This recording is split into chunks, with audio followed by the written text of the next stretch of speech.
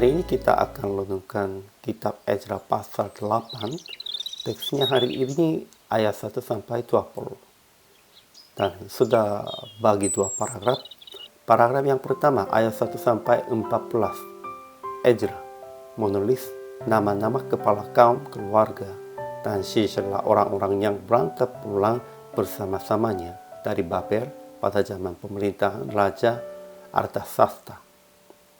Paragraf yang kedua ayat 15 sampai 20. Ezra tidak mendapati orang-orang dari Bani Lewi di antara mereka, sehingga mereka mendatangkan orang-orang yang melayani di rumah Allah.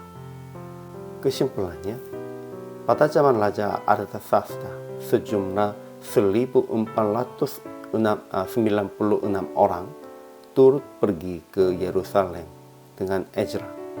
Dalam mereka termasuk keturunan imam seperti Gersom, Daniel, kemudian keturunan Daud, dan beberapa keturunan dari keluarga macam-macam. Mereka berkumpul di dekat sungai Ahwaiwa, dan mereka berkemah 3 hari lamanya untuk mengecek orang-orang. Akhirnya mereka tidak mendapati orang-orang dari Bani Lewi, jadi Ezra mengirim Eliezer, Ariel, Semaya, Eladan, Yarib, Eladan Natan, Zakaria, Besulam, yakni kepala-kepala kaum keluarga, dan Yoyarib dan Eladan, yakni pengajar-pengajar, untuk mendatangkan orang-orang Lewi, dan didatangkan dari Bani Mahli bin Lewi bin Israel 18 orang, dan Hasyabe beserta Yeshaya dari Bani Merari 20 orang. Dan dari para budak di Bait Allah yang diberikan Daud dan para pembesar untuk membantu pekerjaan orang-orang Lewi itu 220 orang yang masing-masing ditunjuk dengan disebut namanya. Ajaran tentang Allah. Pertama, Tuhan membimbing 1496 orang kepada Ezra untuk pulang bersama-sama ke Yerusalem. Kedua, Tuhan menolong Ezra sampai mendatangkan orang-orang Lewi dan budak di Bait Allah kepadanya. Ajaran tentang manusianya. Pertama, Ezra menulis nama-nama kepala kaum keluarga dan sisa orang-orang yang berangkat pulang bersama-samanya dari Babel pada zaman pemerintahan Raja Artasasta. Kedua, mereka yang turut pergi ke Yerusalem dengan Ezra sejumlahnya 1496 orang, dan dari keturunan imam seperti Gersom, Daniel, keturunan Daud, dan beberapa keturunan dari keluarga macam-macamnya. Ketiga, Ezra mengumpulkan mereka dekat sungai Ahwa dan berkemah 3 hari lamanya untuk mengecek orang-orang. Dan keempat, Ezra dan kepala-kepala kaum keluarga mencari orang Lewi dan budak Bait Allah dan mendatangkan mereka kepada Ezra. Aplikasinya. Pertama, menghargai orang-orang yang datang kepada Anda untuk berjalan bersama-sama. Ya, sejumlahnya banyak atau sedikit itu tidak penting. Pentingnya mereka sudah datang kepada Anda untuk berjalan bersama-sama.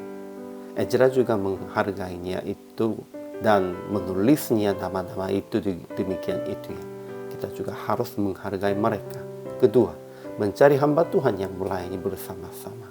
Ya, Ezra pun tidak bisa melayani untuk Tuhan dan untuk mengajar jemaat-jemaatnya, sehingga dia juga mencarinya orang Lewi dan budak Bait Allahnya supaya beribadah kebaktian untuk di dalam Bait Allahnya.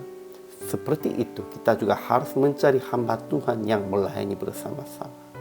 Ketiga, percayalah bimbingan Tuhan, tetapi bekerjanya dengan orang-orang yang Tuhan mendatangkan untuk Anda. Pentingnya ini, Tuhan membimbing Anda, namun bekerjanya harus kerjasama dengan orang-orang yang Tuhan mendatangkan untuk Anda. Pasti ada merekanya. Tuhan sempurnanya, Tuhan sendirinya semuanya bisa, semuanya sendirinya tanggung jawab. Namun Tuhan pun juga kerjasama dengan manusia yang tidak begitu sempurna. Itu artinya apa? Tuhan ingin mengajar kepada kita harus kerjasamanya. Sekalipun tidak sempurna, kita pada waktu itu kerjasama pasti ada berhasil lebih baik untuk Tuhan. Ya, kita semua manusianya hidup sendiri. Ya, orang-orang dunianya berpikir begitu dan katakan begitu hidupnya sendiri. Namun, orang percayanya, anak Allahnya tidak begitu. Kita harus hidup bersama-sama. Sehingga PR praktiknya, kerjasama dengan orang-orang yang Tuhan mendatangkan kepada Anda dan menjadi penolong untuk pelayanan Anda. Di dalam pelayanan pun harus cari penolong kerjasamanya. Tuhan akan mendatangkan kepada Anda. Hari ini juga selama melayani, Tuhan Yesus memberkati.